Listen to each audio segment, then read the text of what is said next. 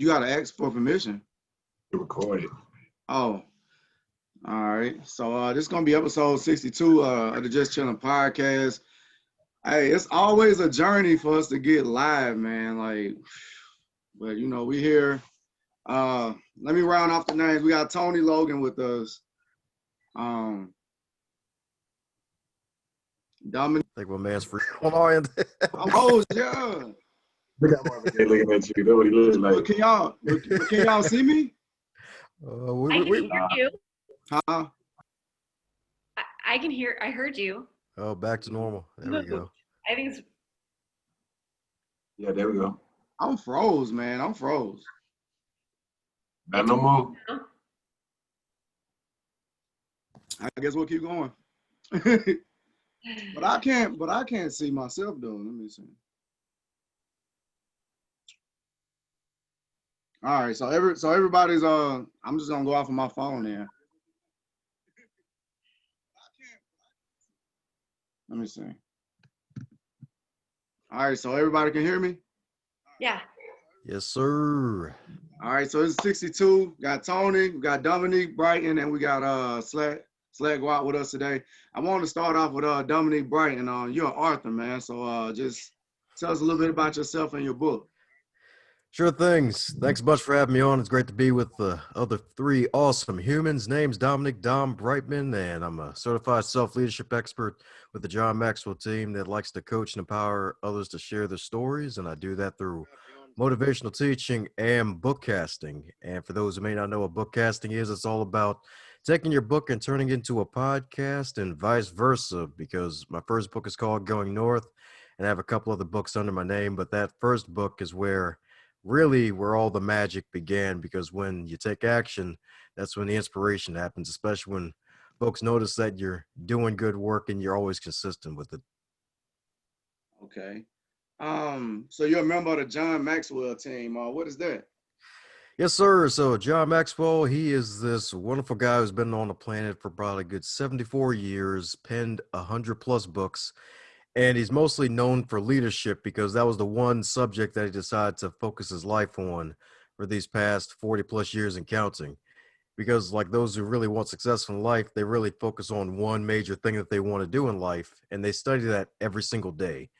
And when you study something deeply every single day, you have to also put it into action. So he basically put all this content out there, and being a part of his team means that I have another arsenal in my tool belt to help others to really engage and become better than before, because I like to say self-leadership, because we have to lead ourselves first. From the cradle to the grave, we lead ourselves the longest first before we even try to lead anybody else. Like, we're with ourselves the longest.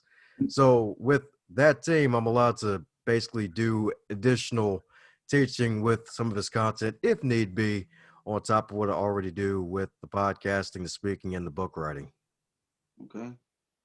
All right. So as a speaker, who do you feel like you speak for? Man, right now, in terms of speaking for, basically right now, the millennials. In terms of speaking to, there's really no limit to the audience, because like I was raised with basically my parents who were a few decades ahead of me. Like, they were almost senior citizens when I came around. And I basically was a church boy growing up. So having to be around an older crowd, growing up with the younger crowd, basically being able to connect and communicate with those two groups, it's like an old soul and a sonic youth. So I can speak to multiple different diverse audiences. Heck, even funny enough, I have a day job as a librarian in the Baltimore area, and we serve a diverse community of people. And when you're serving a diverse group of people, you have to be able to almost be like a chameleon, almost kind of like how chameleon is short for chameleon, because you got to be able to change colors metaphorically and be able to communicate with other different people. So really, in terms of speaking for, I'd have to say really millennials. In terms of my audience, it's really a diverse group of people. It's really diverse because we shouldn't really limit ourselves. I know there's folks in the business world to be like, we should like niche down to certain aspects, but at the end of the day, you can niche down to your perfect client or whatever, but at the same time, other folks may be drawn to you and they may like what you're doing. Like with this being on live, there may be somebody who may, like my man on the bottom here, at least from what I see, like they may be tuning in to hear some of his music. and they may hear some motivation, some leadership as well. And they may be like, you know what, maybe I should check out Dom's stuff too, and then check out what Miguel's doing with his podcast and actually taking it live for the first time in a while, and he's still trucking out there. Yeah. I got one question, man. Robin and Slack, can y'all hear me? Yeah, I hear you. I mean, I'm gonna be asking y'all that for a couple times, but do you think Dominic sounds like Barack Obama? But, bruh, I ain't gonna lie. When he first came on, it was just his voice. I didn't see a video. You know what I'm saying? So I didn't know who was there. I had no idea. But Man, yeah, you got to a answer good. your question, yeah. He You has sound like like a great speaker. you have a great way of speaking. That's like a leadership way, like Obama for sure. Yeah, man, People gonna listen when you speak. They definitely gonna listen. you got a good cadence, man. You got a good cadence. Yeah, thanks a bunch. Had a lot of practice. Yeah. So we're gonna get to Tony next. Slack, you're gonna be at the end. You was the last one we had come in today, but I still wanted you to be a part of this episode though. Tony, you there? Yes, I'm here. Hi. How are you doing today? I'm okay. You know, it's a tough day. I mean, the election was rigged, and so I'm still praising the Lord myself, but it was clearly a rigged election. I mean, Eric Trump found several ballots in the river in Washington, D.C. that were in Trump's name. So clearly, so it's a tough day, but like I said, I'm still praising the Lord. So definitely, you got to stay praising the Lord, and they still counting those ballots too, though. So maybe there's something happened for you on that end. Yeah.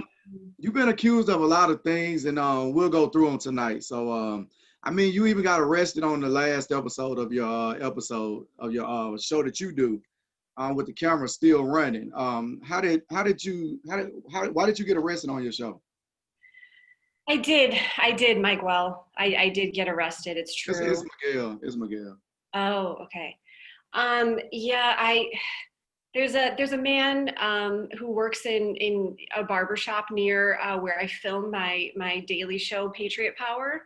And I try to just, say hello. I try to say hi to, show that like I'm not racist.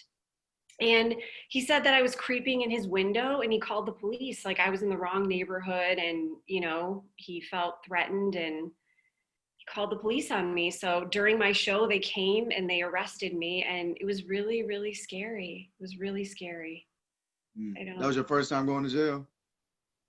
It was, yeah. And I was just praying to get out of it. I was there for a while. I saw some very difficult things, and finally, I was able to get a call, and my sister was able to bail me out. But it was really tough, Miguel. It's really hard. It's Miguel. Okay, so I mean, there's a lot of like when I told people that I was having you on the show, like we got a lot of people requesting. They knew you, they knew things that you've done and stuff like that. So I just basically want to run down here and give you a chance to speak for yourself, basically, and give us some enlightenment on these accusations, right? Sure. Are you okay with that? Yeah, I'm okay with it. Sure. Did you request to speak to management when a cashier caught a massive nosebleed and had to clean it up? Yes, I did, Miguel. Yes, I did. That is disgusting. You're a professional and you're working in a store, and you should be hygienic. I'm there to buy some items. I'm at the cash register. I expect that it's clean. I don't want any blood near me or my items that I'm buying. Yes, I did. Did you get that person? Right. Did you get that person fired, or are they still working there? I believe he's fired. Yeah, I think he needs to, clean himself up, clean that up, and get that all worked out. We don't want to see that.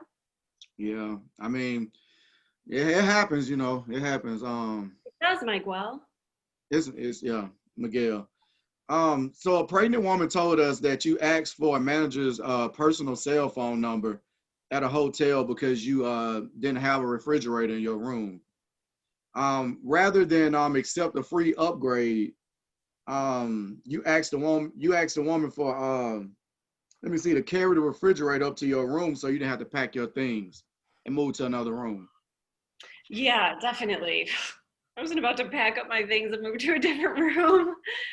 We agreed on that. We agreed on the room that I was supposed to have with the refrigerator. And that's not my problem. You know what I mean? Yeah, of course not. Did you know that woman was pregnant? She told us she was pregnant. You know, I try not to ask personal questions like that. It looked as if it was a possibility. I don't know if she was carrying some weight or with child. So I didn't ask that question. I knew it was a possibility, but listen, if I'm a consumer, as I'm sure you're a consumer as well, if we plan on something, or we make a reservation, or we're buying something, I expect the service to deliver. That's the way that the good book intended it. That's the way that the Old Testament intended it. That's the way it is. A guy told us you thought he should lose his job because he was wearing like you was at the grocery store, and that he said he was playing around with a fellow coworker, and they put like a 99-cent sticker on his shirt. And when he was checking you out, you asked him why was he wearing that 99-cent sticker on his shirt, and you asked to speak to management, and you almost got him fired, he said. Yeah, for sure. Do I look like I'm at the store to joke around? Do I look like I'm a joke? Is it funny? Is it funny to be at the store and like joke around? Why would he do that? Am I a clown? Are we clowns when we go to the store to buy something? I expect that someone presents as a professional.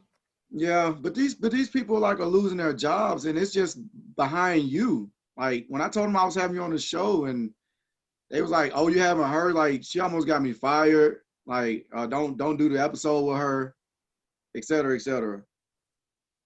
I'm sorry that they feel that way. I'm sorry they feel that way. I send them love and light, and I send them the words and the guiding of Jesus Christ.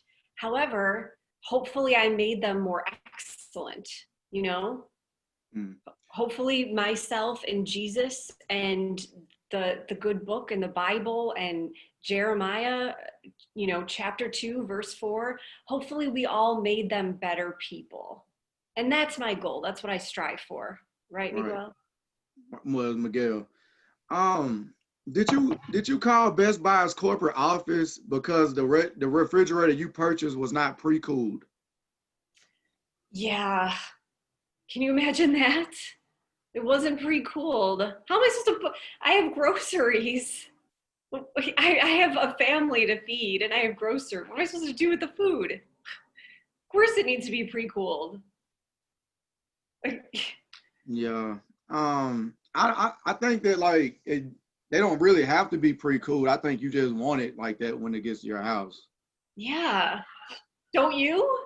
Don't you have groceries and like people to feed and you have to eat? Like, what are you supposed to do? Right? We're gonna yeah, I guess I don't know. Do y'all have any ideas or anything to say about this Slack, Dominique? Any questions?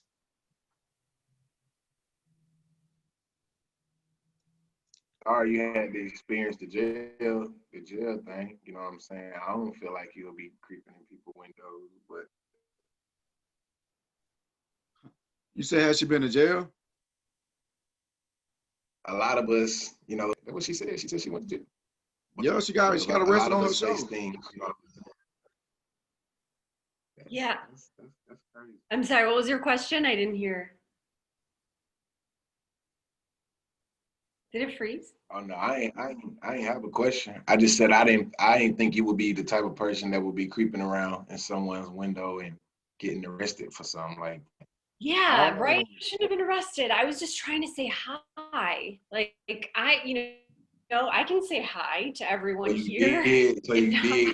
So you did go to their window? Hello, just making sure everyone knows that I'm not racist. I have a show called Patriot Power, so people tend to think that may be the case. So if I say hello to people who aren't white, I'm making that point.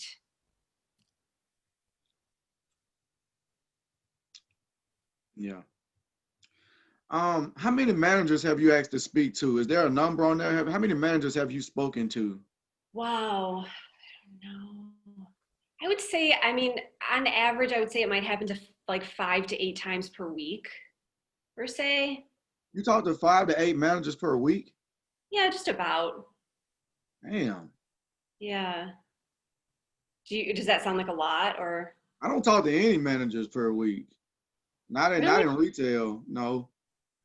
Do you ever feel like somebody's like, something's going wrong or you're not getting what you want or? I don't know. I really don't like look for trouble when I'm going to I guess Walmart or the mall or a gas station or something like that. I don't know. It ain't about me. You're my guest. I'm just trying to get through these questions. I think I done got the accusations out the way and you cleared your name. So do you think that you are expecting special treatment when you're out here in these stores and restaurants? No, I wouldn't say special.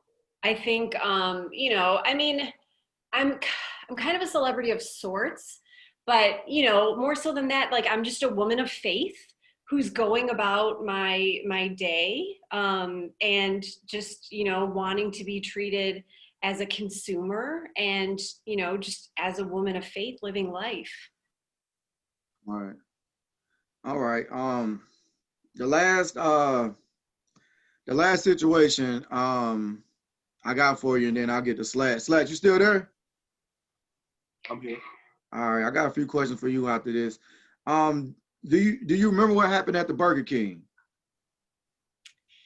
Burger King. Oh, the fire. You're talking about the fire? Yeah. Someone told me that you were demanding a refund while the restaurant had caught fire that day and the evacuation was going on. And the staff tried to encourage you to get away from the fire, but you were still screaming and insulting them about, I guess, something on your ticket. Yeah. So, I mean, the fire, I mean, I felt bad that there was a fire, but at the same time, I was at Burger King and I paid for a meal and it was probably, it was like $8.42. And the drink that I asked for, sorry, it was a different drink. Yeah, I asked for a Sprite and I got something else. And then the French fries were cold.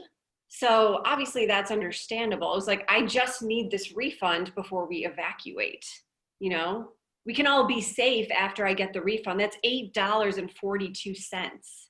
That's that's some money. So you did notice that the restaurant was on fire? Yes. Yeah, I noticed. And sometimes fires happen. Sometimes, things happen and it's unfortunate at times, but I wasn't about to, then what happened? The whole place burns down and then I never get my $8.42 back. That can't happen, obviously. Yeah, I guess not. But like I said, I put you through the ringer today. I asked you a lot of stuff that people told me about you and stuff like that. I appreciate you giving me your time and stuff like that. So if you just hang out, I will get to know Slat a little bit, and we'll get done. We'll get done for the night. Basically. Praise Jesus. Hey, he said how the fries cold if it was a fire. He's how the fries cold if there was a fire. Yeah, you're asking me. Sorry, I don't know. It was quite a situation, but Slat, man, you ready, man? I'm here, man. Hey, like I said, I do appreciate Tony coming through though, man. Like I said, I'm doing this podcast. I'm trying to get guests, and she was grateful enough to come on, just like you was grateful enough to come on, just like Dominique was grateful enough to come on. So I just want to show her the same respect that I'm showing everybody else, Thank you. Yeah. And so Slat, when did you start rapping and why? I've been freestyling, remixing songs since kid, and I would say the reason why I started doing that because my closest loved ones, we all shared a love for music, and it was just a fun pastime at that point. Okay. What's your go-to process when you're in the studio making new music? Uh, it really depends on if my producer, Freak the Beat Ali, is in here with me, or my other producers like Beat Monkey or C Henny or Ricky Bands. But usually just put the beat on, try to catch a vibe. Yeah, shout out to Beat Monkey. Um, I was going too fast, man. You did eight tapes this year and 8 videos, man. That you hear me? Yeah, Yeah, that's we big. slated to be my ninth one. Yeah, Yeah, that's big, man. That's a lot of music. That's a lot of it's production a for grind, to work ethic, having fun on what you do. and yeah, and on top of that, it's a pandemic going on, and you got videos done. It's hard to do videos right now. It's hard to do anything. So just can you tell us how hard and grueling the process was dealing with all that production? I wouldn't really say it was hard because, like, with me, I'm the type of person I ain't gonna do nothing that I don't want to do. I always been like that, whether that's good or whether that's a bad situation. But most of the time, it was just fun. Like the only thing that I missed out on was, like, I would probably say, like, sleep sometimes. And at that point, I ain't feel like that was what was important. I needed to be in the studio or performing, you know what I'm saying, doing whatever we was doing with the music. Yeah. I don't, I sent I sent none you of the that major part of it was hard. I sent you that message. So when I was doing the podcast earlier, and you see it's still a process with the podcast and everything like that. I lost episodes that I've done before. I was on SoundCloud. Once I went to YouTube, it seemed like when I canceled my subscription to SoundCloud, I started losing episodes. So I just wanted to know, personally, have you ever lost any songs, any music that you worked on?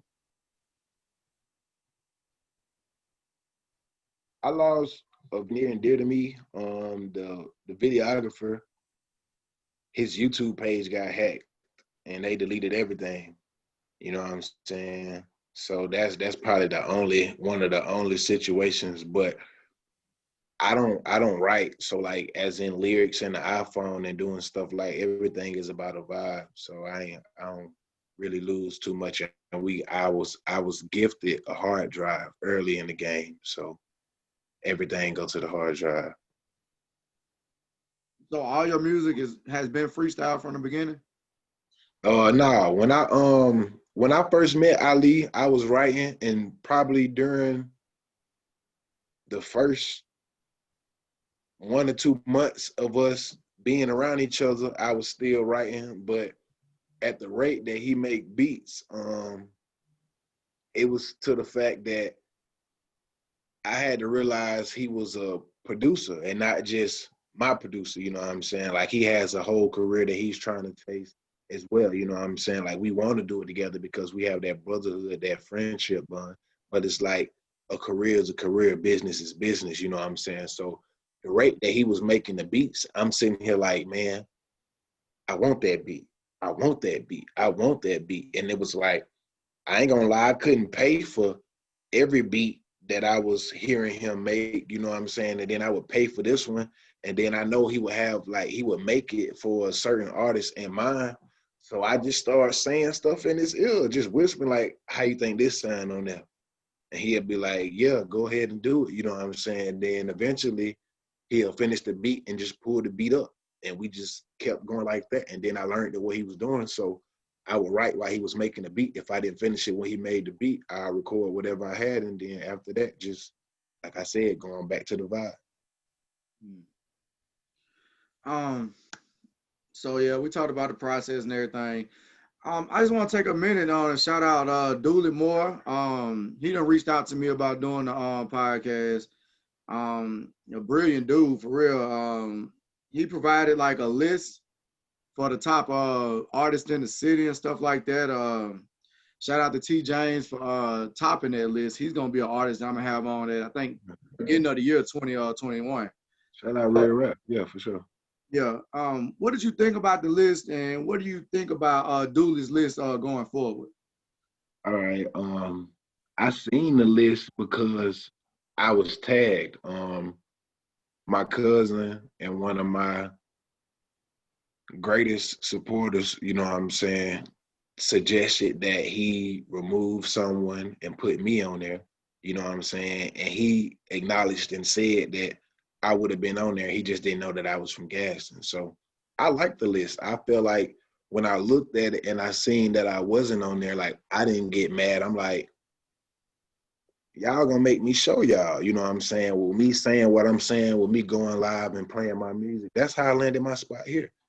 You know what I'm saying? So it's like, and no matter what you do, you know what I'm saying, Dom or Tony, and you're writing, Tony, on your TV show, you're supposed to feel like you the best. You know what I'm saying? Ain't nobody supposed to tell you nothing besides that. You know what I'm saying? It's the confidence that comes with it. I ain't talking about being cocky and feeling like you can't learn and feeling like it's not greater people that may not be around you or wasn't greater people that came before you. You know what I'm saying? I'm not speaking on that. But I'm saying the confidence in if you don't believe in yourself 100%, you shouldn't be doing it. You know what I'm saying? It's a waste of your time. It's a waste of other people's time that you got involved around you that may believe in you. They may don't see it in you, but just because you chasing it, they may want to date you. They want to push you. You know what I'm saying? Because they see something greater. So Yeah. I looked at it as motivation. You know what I'm saying? One day I want to be at the top of that list. I'm gonna be at the top of that list. Right, right. And like I said, I got respect for Dooley and his list and everything like that. But just for you as an artist, I just had a question for you. How do you look at a list and not feel some, I guess, uh bad way because you put in so much work this year? Like you didn't feel anything as an artist, like personally?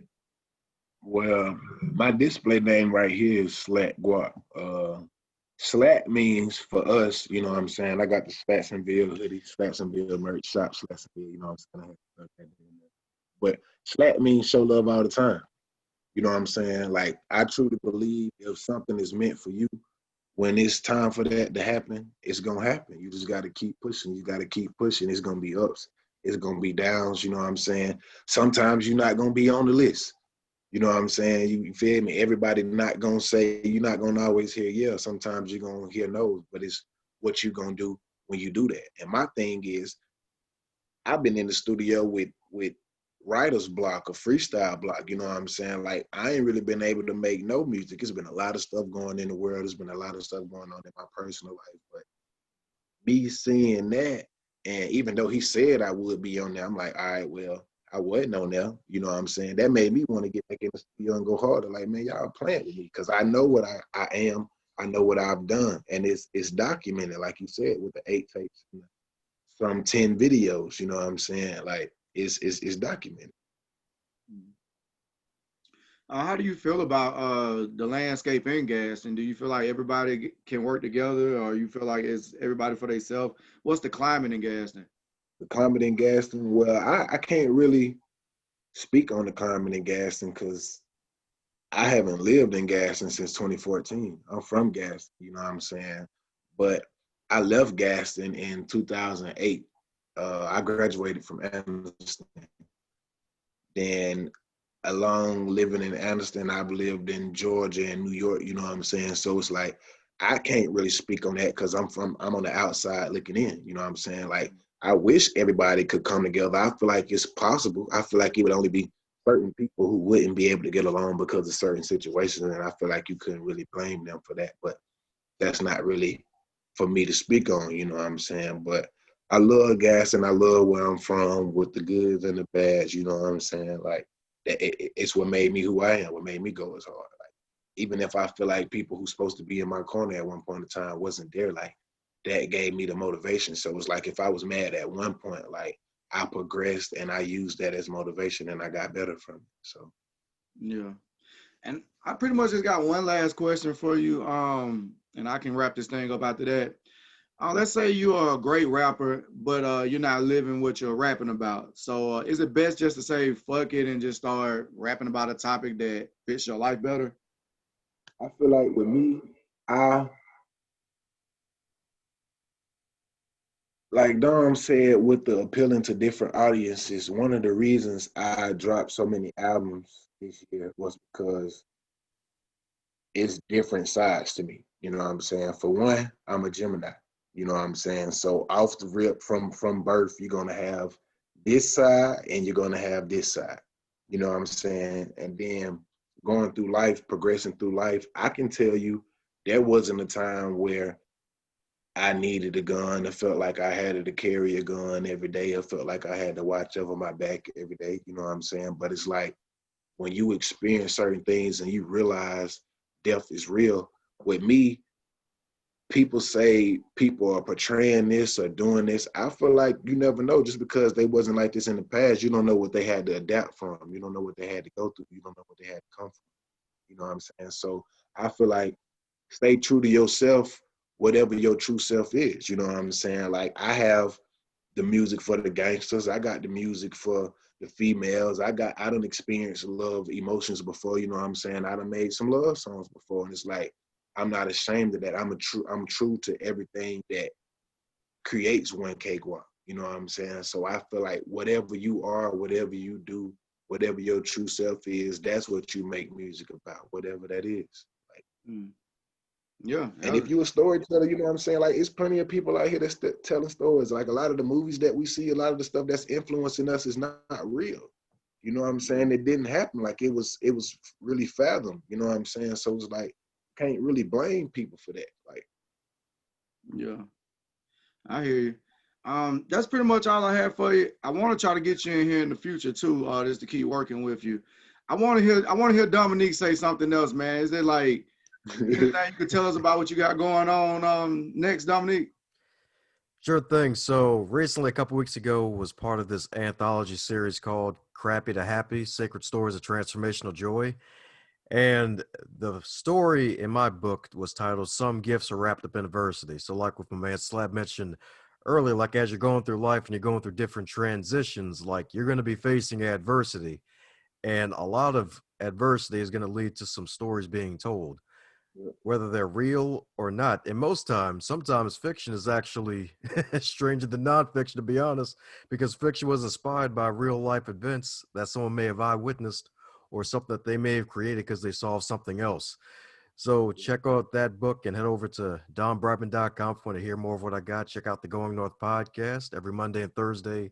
Different author comes on. They talk about their books, their life experiences, and anything else to help folks charge forward in life. And I like to leave you off my life mantra, and that is advance others to advance yourself. Man, dude, you got a great voice, man. Um, he well put together. Yeah. Excellent, dude. Excellent. Thanks. Slap, I wanted to, for people to kind of reach you. Where can you be reached? Where's your music? Where's your videos? I want people to find your stuff. All right. You can find me on any and every streaming platform that you could possibly think of at the number one, the letter K, with the asterisk GUAP. That's 1K Guap with an asterisk in between the K and the G. And on Facebook, you can find me at Slack Guap. Everything else is 1K Guap. Okay. And Robin, what's up? You did a great job. You did a great job today. Man, you were a big part of this episode. You were a big part of it. I want to give you a just due. Me and you had an idea going into this episode. You know that, right? Absolutely, yeah. Thank you so much for having me on. And I was like, I don't know if they know that this is satire. And I'm like, Yeah, for sure. oh, okay. You didn't know, yeah. Yeah, thank you so much for having me on. My name is Robin Fitzgerald, and I'm a comedy actor and writer, and that was absolute satire. So just Yeah, man, you did a great job. You did a great job. Like I said, it was episode 62, the Just Chilling podcast. It was Robin, it was Slat, it was Dominique. I want to get Dominique back, man, because I'm trying to have a Donald Trump on next episode, and I gotta have you do something opposite of Donald Trump, man. You don't want to do that? Oh, are you talking to me about doing a Donald Trump impression? No, I got No, some. man, I you got beat Rob. Donald Trump coming. I got Donald Trump coming. I'm trying to see if I can get you on there just to talk with him. All right. Yeah.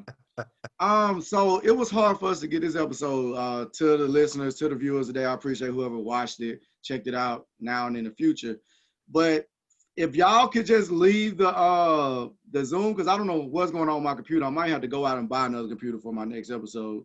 So if y'all just leave the Zoom chat, I'll just find a way to get off of it myself. I just don't want to mess up anything. Absolutely. Can I just say, check out Fitz and Friends on YouTube, Robin Fitzgerald. That's all. Thank you so much. What'd you say, Robin Fitzgerald, Fitz and Friends, YouTube? On YouTube. Yep. That's my girl, Yep. man. We gotta work again too. Yeah, absolutely. Thank you so much. It was so much fun, and you guys are so inspiring and awesome. Loved it. I'm so glad that was satire. I'm so I glad that was was like, oh satire. no. I was like, really? Wait a second here.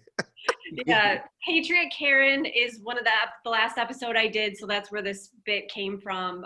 It's Okay. similar to that kind of thing. So feel free to I hope it came off as good as it felt when we were doing it. Oh my god, it was so awkward and cringy. I could feel the awkward cringy in every single moment. Yeah, but that's awesome. I wanted to come off when we watch it again. That's all. Yeah, absolutely. Oh, it All will. right, so y'all can log off and I'll try to figure it out. All right, thank you so much. Have a good All right, night. no problem. All right, you as well. Bye.